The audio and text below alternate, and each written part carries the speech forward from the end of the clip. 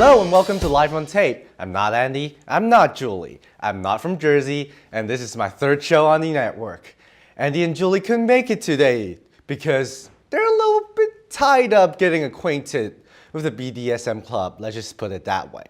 Anyway, here are some of the top-ish stories from the year so far. James and the Giant Peach. It's a modern take on the classic Japanese folklore called Momotaro. Dream Rights Theatre in York, PA tried their hand at producing a stage version of it. Posting to Twitter, however, the set design went horribly wrong. I'm honestly not sure how it was even possible for so many people to sign off on this. Over in the print journalism world, people fucked up. An editor-in-chief let a typo slide in a headline regarding Penn State's annual Thon event. The headline read, PSU's thought raises $10.6 million for cancer fight. Who knew selling your body actually works? In other news from Thon, Mazen Ramsay had a surprise performance for Thon attendees.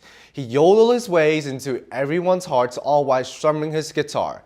And let me just say, it's the first time I've enjoyed country music since Carrie Underwood endorsed vandalism.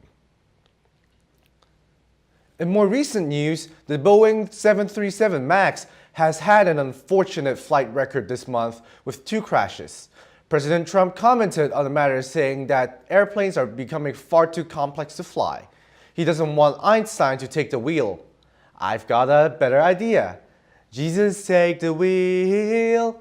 Hey, this like country Carrie Underwood thing might actually fly for me.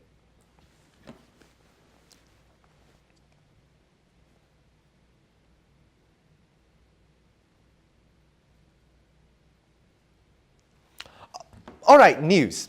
Over in China, Huawei announced a folding phone, much in the same vein as the one announced by Samsung. The announcements were about a week apart, but you know, I'm really disappointed in you, China. You just keep living up to that legacy of copying and counterfeiting products, when really, why don't you just take a page out of Apple's book and at least make it sound like you did it first? Payless ShoeSource went bankrupt a few weeks back. What did you expect? It's in the name, so we paid less. Did you expect me to pay more? That's false advertising. And frankly, if you weren't bankrupt, we'd be suing you for that.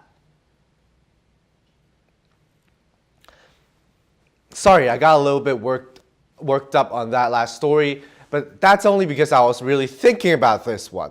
Will Smith, he's the genie in the Aladdin live-action remake. Why? Look at that smile. Why is he smiling like that? What does he know that we don't? Sorry, I have to get this rage under control, chill out a little bit. Last thing I want to do is get so angry I join rioting nationalists and attack a vegan cafe in Georgia. With sausage, I might add. Oh, this actually happened. We're a news show. Technically.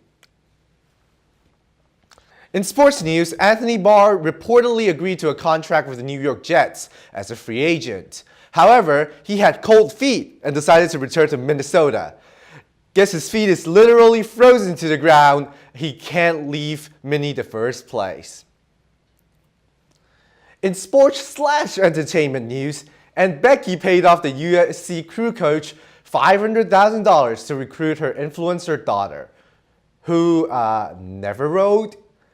Olivia Rose got in despite a bad SAT score, and now Lori Loughlin was arrested for mail fraud.